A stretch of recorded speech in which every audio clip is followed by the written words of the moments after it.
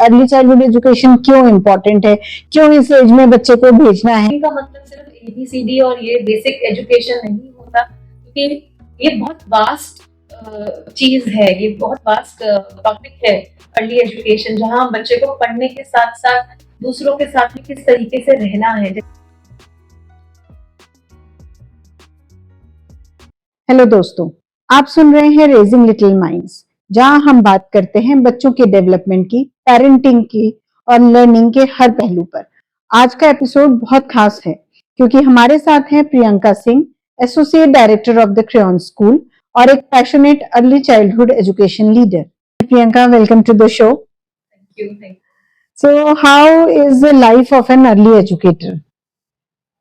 Life of an early educator, as per me, is full of colors because उनको बहुत सारी चीजें करनी पड़ती हैं बच्चों के साथ में। बच्चों के साथ में उनको क्रिएटिव रहना पड़ता है, बच्चों के साथ में उनके लेवल पे जाके काम करना पड़ता है और बहुत सारी एक्टिविटीज करनी पड़ती हैं। ऐसा नहीं रहता कि हाँ हमने उनको एक प्लानर दिया और एग्जैक्टली वैसे ही सारी चीजें चलेंगी, क्योंकि छोटे बच्चे रहते हैं, कब उनका माइंड किस तरफ डायरेक्ट हो जाए, मूड स्विंग्स होते हैं मूड बच्चों स्विंग्स के। होते हैं उनके बहुत ज्यादा। तो उस तरीके से उनको अपने आप को बदलना पड़ता है रादर कि वो बच्चे को बदलना चाहे। तो मैं ये कहूंगी कि हाँ, लाइक अ रेनबो, उस टीचर को उस तरीके से एक्ट करना पड़ता है। Very good. सो हर दिन एक स्पेशल पार्ट कैसे होता है स्कूल में, जो एक रूटीन होता है टीचर का, वो किस तरह से टीचर अपना रूटीन बच्चों के साथ सेट करते हैं? रूटीन जैसे हम बात करें तो एक रूटीन हमारे पास रहता है कि किस तरीके से बच्चे आ रहे हैं हमारे स्कूल में, हमें कैसे उनके साथ में एक्टिविटीज करनी है, वेलकम करनी है, असेंबली करनी है। तो टीचर के पास है पूरी एक गाइडलाइन होती है, क्योंकि टीचर को भी समहाउ कहीं ना कहीं पे पूरा स्कूल की तरफ से सपोर्ट चाहिए होता है, जिस तरीके से उनकी लाइफ भी इजी हो जाती है। और हम जब टीचर को देखते हैं अपने साथ स्कूल में काम कर रहे हैं, तो एक टीचर के नजरिए से नहीं देखते हैं, हम उसको ऐसे नजरिए से देखते हैं कि हाँ ये हमारे स्कूल, हमारी फैमिली का पार्ट है, ताकि वो ज्यादा से ज्यादा समय हमारे साथ रहे और अपनी एक लाइफ और हमारे पर्सनल लाइफ और स्कूल के अंदर एक बैलेंस मेंटेन करे। So we want our teacher to be happy. Great. So क्या है अर्ली एजुकेशन? अब is it very important for the kids of age group around? आजकल हम देखते हैं कि 1.5 से 2 साल के बच्चे भी स्कूल जा रहे होते हैं, तो कई बार पेरेंट्स ये क्वेश्चंस करते हैं कि अर्ली अर्ली चाइल्डहुड एजुकेशन क्यों इम्पोर्टेंट है, क्यों इस एज में बच्चे को भेजना है? कई बार ग्रैंड पेरेंट्स बड़े एडमेंट हो जाते हैं कि अभी तो बच्चा बहुत छोटा है, इस उम्र में क्यों भेजना है हम स्कूल? सो क्या इम्पोर्टेंस है इसकी? अर्ली एजुकेशन, देखिए पहले के जब हम लोग बचपन में पढ़ा करते थे, हम लोग छोटे थे, तो उस समय क्या रहता था, अर्ली एजुकेशन इतना इम्पोर्टेंट नहीं था, क्योंकि एक पर्सपेक्टिव था पेरेंट्स का या ग्रैंड पेरेंट का कि बच्चा इस छोटी सी उम्र में सीखेगा क्या। लेकिन जैसे जैसे चीजें बढ़ती जा रही हैं, टेक्नोलॉजी बहुत ज्यादा आ गई है, अभी हम देख रहे हैं कि सभी स्कूल और सभी एजुकेशन इंडस्ट्रीज जो हैं वो AI की तरफ मतलब बढ़ रही है वहां पर। तो बहुत बड़ा इम्पैक्ट है उसका। और अब जो बच्चे आ रहे हैं, हम देख रहे हैं ड्रास्टिकली उनके जो लेवल ऑफ माइंड है, जो उनकी माइंड की डेवलपमेंट है, वो पुराने बच्चों से बहुत ज्यादा बढ़ चुकी है। ठीक है, तो उसी की तरह से ये बहुत ज्यादा इम्पैक्टफुल रहती है अर्ली एजुकेशन। यही कुछ चेंजेस देखते हुए, यही चीजें देखते हुए गवर्नमेंट ने भी इस चीज को समझा है। और प्री स्कूल्स को पहले इतनी महत्व नहीं दिया जाता था, बट आज की तारीख में अगर हम बात करें तो हमारी गवर्नमेंट जो है इसको बहुत ज्यादा प्रमोट कर रही है। पहले हम इनको बाहर की कंट्रीज में ज्यादा देखते थे, बट अभी इंडिया भी इसके ऊपर आप देख ही रहे हैं, इंडिया खुद एक सुपर पावर बन चुका है और वो एजुकेशन को समझ चुका है, तो उन्होंने भी इम्प्लीमेंट कर दिया है। पहले हमारा जैसे क्लास 1 से लेके क्लास 12 तक का 12 साल का सफर रहता था, पर अभी गवर्नमेंट ने 3 साल, जो अर्ली एजुकेशन के 3 साल है, वो लाइक कंपलसरी कर दिए हैं। बिकॉज इस तरीके की चीजें उन्होंने देखी है कि जो बच्चा सीधा घर से स्कूल जब जाता है, इतना डेवलपमेंट नहीं होता कि जो बच्चा प्री स्कूलिंग से फॉर्मल स्कूल जाता है। बहुत सारी ऐसी चीजें होती है। मैं अगर बात करूँ प्री स्कूलिंग की, तो प्री स्कूलिंग सिर्फ एक ABCD या 1 2 3 4 बेसिक एजुकेशन नहीं राइट, होती। बिकॉज देखिए पेरेंट्स तो आज की डेट पे भी यही बोलते हैं कि इतने छोटे बच्चे को क्यों ही भेजना है, एबीसीडी तो सिखानी है, 1 2 3 सिखानी है, वो एज अ मदर हम घर पे भी कर सकते हैं, but what's the reason to send, उसके लिए क्या ऐसा होता है कि हमें बच्चों को भेजना बहुत जरूरी है? जरूरी है, बिल्कुल। तो इसके लिए तो जैसे कि आपने मुझसे पूछा कि ग्रैंड पेरेंट अग्री नहीं करते हैं कि यही चीजें हैं, ये तो हम घर में भी सिखा देंगे, या फिर मोबाइल पकड़ा दिया तो एबीसीडी, बहुत सारे ऐसे चैनल्स आते हैं। पर स्कूलिंग का मतलब सिर्फ एबीसीडी और ये बेसिक एजुकेशन नहीं होता, क्योंकि ये बहुत वास्ट चीज है, ये बहुत वास्ट टॉपिक है अर्ली एजुकेशन, जहाँ हम बच्चे को पढ़ने के साथ साथ दूसरों के साथ में किस तरीके से रहना है। जैसे हम लोग देख रहे हैं कि आज की डेट में सब लोग न्यूक्लियर फैमिलीज होती जा रही हैं। बिल्कुल। अगर 100 में से मैं बात करूं तो हार्डली 40% फैमिलीज होंगी जो अब ग्रैंड पेरेंट्स के साथ में रह रही हैं। जी। एक बेसिक एटिकेट्स, एक बेसिक नॉलेज, राइट, वो हमें देना बहुत जरूरी है, जो आज की जनरेशन में मिसिंग होती जा रही है, वो लुप्त होती जा रही है। तो वो देने के लिए प्री स्कूल जो है वो बहुत इम्पोर्टेंट रोल प्ले कर रहे हैं यहाँ पे, जो सिर्फ ये ना बताते हुए कि हमारे बेसिक एथिक्स क्या हैं, उसको प्रमोट कर रहे हैं। बच्चे के कम्युनिकेशन के ऊपर बहुत ज्यादा वो ध्यान देते हैं। उन लोगों का जो पूरा करिकुलम है, ये पूरे दिन की जो दिनचर्या है, वो इस तरीके से बनी है कि हाँ, जो 3 घंटे हम बिता रहे हैं स्कूल में, उसको किस तरीके से डिवाइड करना है कि हम ज्यादा से ज्यादा बच्चों को सिखा सके वहाँ पर। ओके। तो ये बहुत ही इम्पोर्टेंट है बच्चों को प्री स्कूल में भेजना, और उनकी जो ग्रोथ होती है, जो बॉडी की ग्रोथ होती है, फिजिकल एक्टिविटीज आज की डेट में बहुत कम होती जा रही हैं, क्योंकि हम चाहे या ना चाहे, आप भी इससे एग्री करते होंगे कि हम बच्चों को मोबाइल प्रोवाइड कर देते हैं। और बेसिकली आफ्टर पेंडेमिक तो ये बहुत सी चीजें देखी गई हैं कि ये हमने दिया है उनको मोबाइल, बच्चे बहुत ज्यादा इंट्रोवर्ट हो गए हैं, बोलना नहीं चाहते हैं, स्पीच डिलेज बहुत ज्यादा हो गई है। तो उन सबको ना देते हुए मैं यही पेरेंट्स को भी यही रिक्वेस्ट करूँ कि बच्चों के साथ में ज्यादा टाइम बिताएं और प्री स्कूलिंग उनको बहुत कराएं, बिकॉज वो ही उनका बेस बना रहा है फॉर्मल स्कूल को रेडी करने के लिए। ओके। सो अभी जैसे प्रियंका आपने बात की कि गवर्नमेंट भी इस स्टेप में काफी आगे आए हैं, तो हम सुनते हैं कि एनईपी और एनसीएफ, सो कई बार कंफ्यूजन होता है, कई पेरेंट्स भी पूछते हैं कि what is NEP and what is NCF, तो इसको किस तरह से आप एक्सप्लेन करना चाहेंगे? एनईपी जैसे हम बात ही कर रहे थे कि न्यू एजुकेशन जो हमारी नेशनल एजुकेशन पॉलिसी रहती है, कि पॉलिसी क्या है, जैसे मैंने बताया कि वो 3 साल हम लोगों ने कंपलसरी गवर्नमेंट ने कर दिया है वहाँ पे, वो हमारा नेशनल एजुकेशन पॉलिसी है। और जो हमारा एनसीपी है वो है नेशनल करिकुलम फ्रेमवर्क, कि उसको हम इम्प्लीमेंट कैसे करेंगे। हमने बना तो दिया कि एनईपी है, लेकिन इम्प्लीमेंटेशन तो करना बहुत जरूरी है। तो एज अप्रोप्रिएट इम्प्लीमेंटेशन होना भी बहुत जरूरी है, कि अगर बच्चा 2 से 3 साल का है तो हम उसको कितना सिखा सकते हैं उसकी ब्रेन की डेवलपमेंट के अकॉर्डिंग। फिर वो 3 से 4 साल होता है या 4 से 5 साल होता है, तो वो फ्रेमवर्क जो है वो एनसीपी के अंदर आता है। ओके। सो कई बार प्रियंका बहुत कंफ्यूजन रहती है पेरेंट्स को कि अगर उन्होंने प्री स्कूल में एडमिशन भी कराया, तो when they should move to the formal school, किस एज तक हमें कोशिश करनी चाहिए कि बच्चा प्री स्कूल में रहे एंड उसके बाद फॉर्मल स्कूल में मूव हो, कि और अगर फॉर्मल स्कूल में मूव करते हैं तो कई बार फिर डिफिकल्टीज भी आ रही हैं पेरेंट्स को कि बच्चा यहाँ तो बिल्कुल खुश था, स्कूल जा रहा था, तो ऐसा क्या हो जाता है कि पेरेंट्स के लिए ये प्रॉब्लम्स क्रिएट होती हैं या बच्चा नहीं जाना चाहता है स्कूल में? Right right. तो क्या रहता है कि जैसे छोटा हमारा प्री स्कूल की हम बात करें तो वहां पर एक बहुत लविंग एनवायरनमेंट बच्चे को दिया जाता है।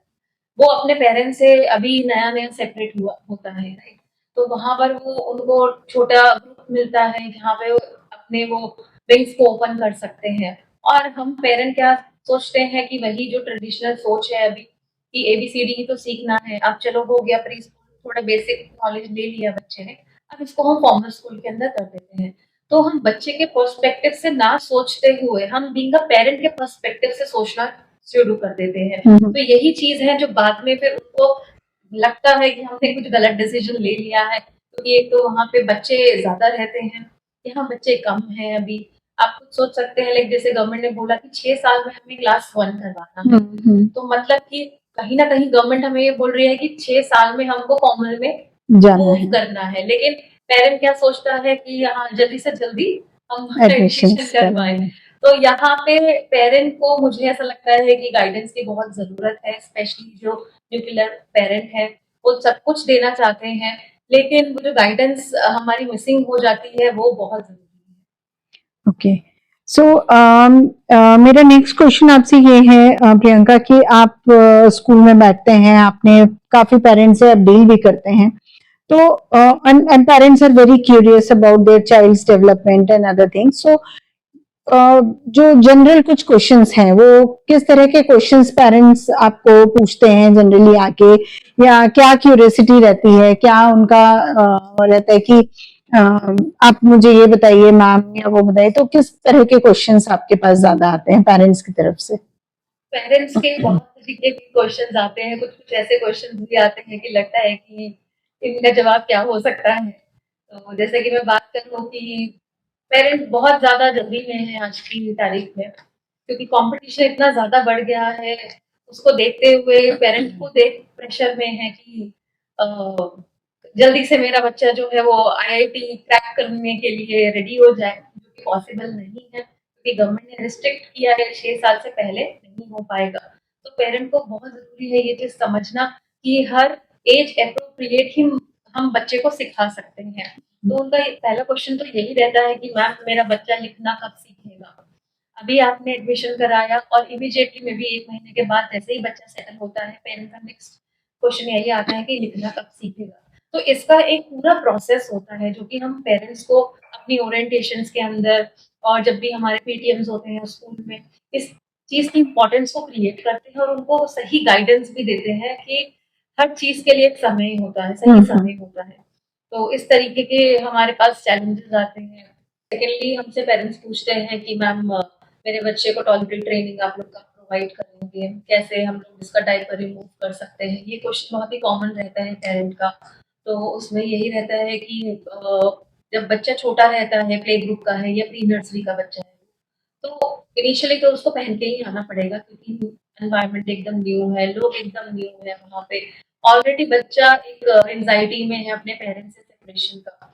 अगर हम वहाँ पे बच्चे को एकदम से आते ही थोड़ा ओवरबर्डन कर देंगे और चीजें उसको जबरदस्ती पकड़ना, लेके जाना, तो बच्चे को बहुत ज्यादा फोबिया हो जाता है यहाँ पे। बट पेरेंट्स को समझाना और उनको इन सब चीजों के बारे में गाइड करना थोड़ा सा समटाइम्स हमें उसमें लाइक बहुत डिटेलिंग में समझाना पड़ता है क्योंकि पेरेंट्स काफी रिजिड हो जाते हैं। पर वही हम बार बार बोलेंगे कि एक एज के अकॉर्डिंग ही समझाना बहुत ही ठीक रहता है। और जिसकी शुरुआत बीइंग एजुकेटर अगर मैं बोलूँ तो घर से ही काम करें, क्योंकि कई बार बच्चे बहुत ज्यादा हेजिटेट हो जाते हैं जब नैनीज उनको वॉशरूम वगैरह में लेके जाती है। और हम लोग सेफ्टी सिक्योरिटी को भी माइंड में रखते हुए बीइंग अ पेरेंट ये गाइडेंस बच्चों को देते हैं कि हाँ ऐसा कोई करे या आपको कहीं लेके जाए तो आप टच नहीं करके देना, जो कि बहुत ही अच्छी बात है बच्चों को सिखाना। But at the same time being a parent हम कह रहे हैं कि आप टॉयलेटरी ट्रेनिंग प्रोवाइड कर दीजिए, वो भी स्कूल में फर्स्ट टाइम। तो कुछ भी करने से पहले बच्चों को हमको मेंटली प्रिपेयर करना पड़ेगा। तो घर से चीज स्टार्ट करते हुए, स्कूल को कॉन्फिडेंस में लेते हुए, हम दोनों ही पेरेंट और स्कूल एक पार्टनरशिप क्रिएट करते हुए इसको करें तो वो बच्चे की मेंटल हेल्थ के लिए भी अच्छा रहेगा और स्कूल को भी सपोर्ट मिलेगा। और एक क्वेश्चन बहुत फ्रीक्वेंटली आता है कि मेरा बच्चा खाना नहीं खाता है। और बच्चे आजकल बहुत फसी हो जाते हैं, राइट, ये खाना नहीं खाते हैं क्योंकि समहाउ हम बहुत सारी वेराइटीज दे देते हैं बच्चों को, जंक फूड बच्चे उस तरफ बहुत ज्यादा जा रहे हैं। तो अगर मैं क्रियॉन स्कूल की बात करूँ और हमारे फ्रेंचाइजीज की भी बात करूँ, हमने ऐसा एक फूड प्लानर क्रिएट करा है जो कि न्यूट्रिशंस की और डॉक्टर्स की हेल्प से वो क्रिएट किया है, जिसमें सारा जो भी खाना रहेगा हमारा वो न्यूट्रिशन बेस्ड खाना रहता है। जिसमें हम लोग बिल्कुल जीरो मैदा प्रोवाइड करते हैं, बहुत सारे फ्रूट्स रहते हैं, ओट बेस्ड रहता है, व्हीट बेस्ड रहता है, और जैसे विंटर्स हो गए तो नट्स वगैरह हम लोग प्रोवाइड करते हैं। और हमारे नानीज भी उनके लिए बहुत ज्यादा अच्छे से प्रिपरेशन करते हैं, हाइजीन को दिमाग में रखते हुए उस तरीके से प्रिपेयर करते हैं। और कभी कभी तो पेरेंट्स हमारे पास इनिशियली तो बच्चे बिल्कुल नहीं खाते, आप जान ही सकते हो कि बच्चों को खिलाना थोड़ा सा मुश्किल रहता है और हमें जानते भी नहीं है, नानीज को नहीं जानते हैं। बट धीरे धीरे जब बच्चा एक दूसरे बच्चे को देखता है कि हाँ यही खाना मिल रहा है तो चलो मैं भी इसको ट्राई करके देखूं, बट धीरे धीरे वो स्टेज आती है कि बच्चा टेस्ट करता है, फिर वो खाना शुरू करता है, और वही पेरेंट जो हमारे पास में आता है कंप्लेंट लेके या कंसर्न लेके, वो हमारे पास आता है कि मैम प्लीज मेन्यू शेयर कर दीजिए, और यही कारण बच्चे को वही पसंद आ रहा है। वही पसंद आ रहा है, तो मैं घर में कैसे इसको बनाऊं, या आप मुझे अपनी नानी से मिलवाएं। ठीक है। ग्रेट। सो अगर हम अपने अगले सेगमेंट की तरफ बढ़ें, तो what are the dos and don'ts for teachers? Teachers को क्या चीज बच्चों के साथ स्कूल में करनी है, क्या बिल्कुल ही आप लोग रेस्ट्रिक्ट करते हैं कि ये चीज नहीं करनी है? ऐसी कौन सी चीजें होती हैं प्रियंका? टीचर्स के लिए बहुत सारी ऐसी चीजें होती हैं जो करनी ही रहती हैं, और कुछ चीजें ऐसी होती हैं जो नहीं करनी रहती है, जिसमें मैं नाम लूं नहीं करनी रहती है, कि हम बच्चों के साथ में, बहुत छोटे बच्चे हैं, हम उनके साथ में स्ट्रिक्ट नहीं होते हैं, क्योंकि स्ट्रिक्ट होंगे तो वही सेम चीज आती है कि बच्चे हमारे पास आएंगे नहीं, क्योंकि वो एक सॉफ्ट कॉर्नर से आ रहे हैं, दादा दादी की गोद से आ रहे हैं हमारे पास में, तो टीचर्स बिल्कुल भी स्ट्रिक्ट नहीं है, बच्चों नहीं रहे बच्चों के साथ में। तो डोंट्स में ये चीजें रहती हैं। डूज के अंदर ये चीजें रहती हैं कि वही स्माइलिंग फेस रहे टीचर का, और एक वार्मथ प्रोवाइड करें, क्योंकि वो मम्मी की गोदी से आ रहे हैं, और हमारे बहुत सारे ऐसे टीचर हैं जो मैरिड भी नहीं है, लेकिन ट्रेनिंग हम इस तरीके से ट्रेन करते हैं कि एक पर्सनल लाइफ एक्सपीरियंस ना होते हुए भी वो मदरली टच दे पाए, तो ये चीजें उसमें रहती हैं। और एक अच्छा एनवायरनमेंट देना बच्चे के लिए, एक हेल्दी एनवायरनमेंट देना बहुत ज़रूरी है, जिसमें कि हमारा क्लासरूम सेटअप बहुत ज़्यादा इम्पोर्टेंट रोल यहाँ पे अदा करता है, और एक अच्छा खुशी वाला एनवायरनमेंट। और प्रियंका, कुछ डूज एंड डोंट्स जो आप पेरेंट्स को देना चाहेंगे? पेरेंट्स के लिए हमारा यही रहता है कि ज़्यादा से ज़्यादा समय वो बच्चों के साथ में अपने बिताएं। पुराने चाइल्डहुड के अंदर अगर हम करें तो वो एक अफेक्शन आज हमारे पेरेंट्स के साथ हमारा है, लेकिन आज की डेट में वो हमें मिसिंग लगता जा रहा है, जबकि पेरेंट्स बहुत ज्यादा चीजें बच्चों को दे रहे हैं, जो वो खाना चाहते हैं, जहाँ पे वो स्पेंड करना चाहते हैं, सब कुछ दे रहे हैं, लेकिन फिर भी वो एक कनेक्ट नहीं है पेरेंट के बीच में और उनके बच्चों के बीच में, क्योंकि उनको आपका टाइम चाहिए ना। मटेरियलिस्टिक चीजें तो ठीक है, वो हमारा हो जाती हैं, छोटे बच्चे हैं, ज्यादा डिमांड उनकी होती नहीं है, बट बीइंग अ पेरेंट हमें लगता है कि बच्चा है, चलिए हम ये भी दे दें, उनको ये भी दे दें, ये भी दे दें, लेकिन धीरे धीरे बच्चे उस चीज को अपने लाइफ में लेते जाते हैं, ग्रास्प करते जाते हैं, तो उनको लगता है कि ये तो अब मुझे मिलना ही है। तो वहीं से बच्चे की अपब्रिंगिंग और बच्चे का वो मेंटल लेवल जो है वो बनना स्टार्ट हो जाता है। तो वो ना देते हुए, आप लोग बहुत बिजी हैं, बट संडे या सैटरडे में 1 घंटा 2 घंटा जो भी बच्चों के साथ में आप दे रहे हैं, क्वालिटी टाइम देना बहुत जरूरी है। ओके। सो प्रियंका, इमोशनल इंटेलिजेंस इस अर्ली इयर्स में कितने इम्पोर्टेंट है? क्या इम्पोर्टेंस है? हम कहते हैं कि इमोशनल इंटेलिजेंस बच्चों को सिखाना है, तो हमने अपने बचपन में ये वर्ड्स कभी सुने नहीं है। अब हम बच्चों के साथ बेसिकली हम प्री स्कूलर्स के साथ ये वर्ड को बहुत यूज करते हैं कि emotional development, emotional intelligence. So what is emotional development and emotional intelligence? बिल्कुल सही, जैसे आप बता रहे हैं इमोशनल, तो मैं इसको अपने लास्ट आंसर के साथ ही कनेक्ट करूंगी कि जब हम समय ही नहीं देंगे तो बच्चे को तो समझ ही नहीं आएगा कि अपने इमोशन को किस तरीके से एक्सप्रेस करें। जब उसको पता रहेगा कि हाँ इस चीज में मुझे रिएक्ट करना है, स्माइल करना है, या मुझे रोना है, या ये चीज मेरे लिए सही है या गलत है, वो पहले कौन बताएगा, क्योंकि पेरेंट ही हमारा सबसे बड़ा टीचर है। तो जब पेरेंट उसको सही समय देगा, क्वालिटी टाइम देगा, तो वो इमोशंस भी धीरे धीरे डेवलप होते जाएंगे। इमोशन डेवलपमेंट होना बहुत जरूरी है, क्योंकि पेंडेमिक के बाद हम देखें तो बच्चों के अंदर ये बहुत ज्यादा कमी आ गई है इमोशंस की। मोबाइल के साथ में, टाइम के साथ में बच्चे अपनी फीलिंग्स को एक्सप्रेस ही नहीं कर पाते हैं। अगर खुश है तो भी वो चिल्ला रहे हैं, अगर उनको कुछ चाहिए तो भी वो कुछ चिल्ला रहे हैं। अब ये 2 एडमिशन तो ऐसे आते ही हैं जहाँ बच्चों की इमोशनल डेवलप ही नहीं हुए हैं, और ये कैसे हम इसके ऊपर क्या काम करते हैं, उसमें हम टीचर्स की इस तरीके से ट्रेन करते हैं, प्रिटेंड प्लेस करते हैं, बच्चों को बताते हैं कि सही तरीका क्या है अपने इमोशन को एक्सप्रेस करने का। उसके बहुत अलग अलग तरीके हैं, जैसे कि फ्लैश कार्ड्स हो गए, और प्रिटेंड प्ले जैसे बताया कि प्रिटेंड प्ले जैसी चीजें हम उनके साथ में करते हैं, डूज डोंट्स हो गए, इमोशंस को लेके, हम्म, और टीचर्स को की जो एक्टिविटीज होती हैं उसमें नई नई इनोवेशंस डालते हैं वहाँ पे कि बच्चे को हर समय एक नई चीज सीखने को मिले स्कूल से। तो इमोशन वाला जो हमारा ये टॉपिक है ये बहुत इम्पोर्टेंट है बच्चों में अर्ली एज से डेवलप करना। okay. So very fruitful conversation and I think parents को और हमारे दर्शकों को काफी कुछ सीखने को मिलेगा। एक लास्ट हम आपके साथ रैपिड फायर राउंड करना चाहेंगे प्रियंका। सो अब थोड़ा सा फन करते हैं, बहुत सारी ज्ञान की बातें हो गई हैं, थोड़ा सा फन की तरफ चलते हैं। सो मेरा पहला क्वेश्चन है आपसे, आपका favourite childhood cartoon? Cartoon Mickey mouse. एक पेरेंटिंग मिथ जो आप तोड़ना चाहते हैं? पेरेंटिंग मिथ कि बच्चे अर्ली एजुकेशन के लिए जब जाते हैं तो वो बेसिक चीजें सीखते हैं, एबीसीडी कह लीजिए या बेसिक सी बहुत चीजें हैं वो ही सीखते हैं। उसके अलावा वो इतनी छोटी एज में क्या ही सीख पाएंगे, ये पेरेंट की एक मिथ रहती है जो कि पेरेंट को इसका आंसर भी उनको खुद ही पता है। बिकॉज जब हम उनको मोबाइल दे रहे हैं किसी बच्चे को या कोई स्क्रीन टाइम दे रहे हैं, जब वो एक छोटा सा बच्चा मोबाइल पे टच स्क्रीन पे टच करके वो स्क्रॉल करना सीख सकता है, ठीक है, जब उसको कलर्स की नॉलेज हो सकती है तो वो अर्ली एजुकेशन के अंदर हर चीज को कैसे समझ नहीं सकता है। तो ये एक पेरेंट की मिथ है जो हम तोड़ना चाहते हैं। बच्चों का एक क्यूट डायलॉग जो आप भूल नहीं सकते? डायलॉग मुझे मम्मा के पास जाना है। अगर आप एजुकेटर नहीं होते तो क्या होते?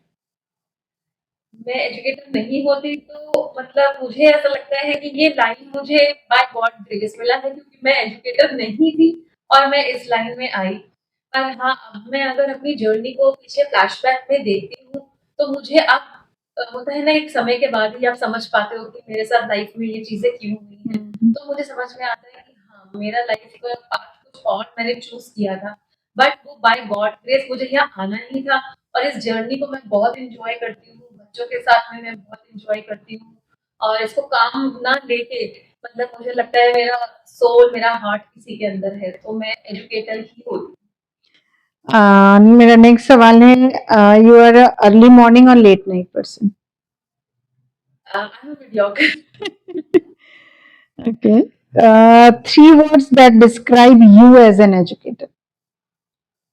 Me, passionate and open for learning and open to explore new things. Your go-to stress buster after a long school day?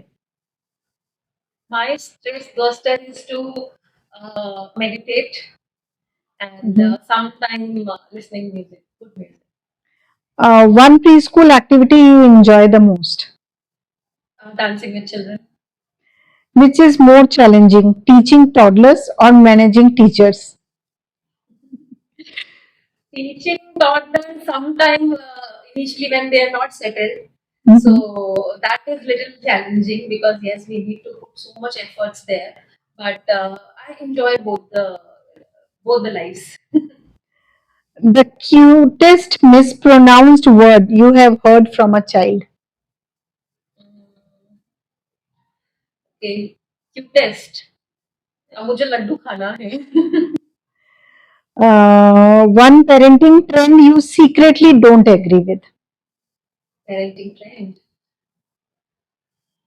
बच्चों को सब कुछ दे देना बहुत इजीली बिकॉज आज की डेट में पैसे की हम बात करें तो वो सभी के पास में है। हर एक रिक्शा चलाने वाला भी अपने बच्चे को एक अच्छी एजुकेशन देना चाहता है, लेकिन वो चीज तोड़ना बहुत जरूरी है कि ये सब बच्चों को सब कुछ दे दो। वो वैल्यूज क्रिएट करना बहुत जरूरी है पेरेंट्स को। We need to make them learn ki how to first you earn and then you will get the things, right?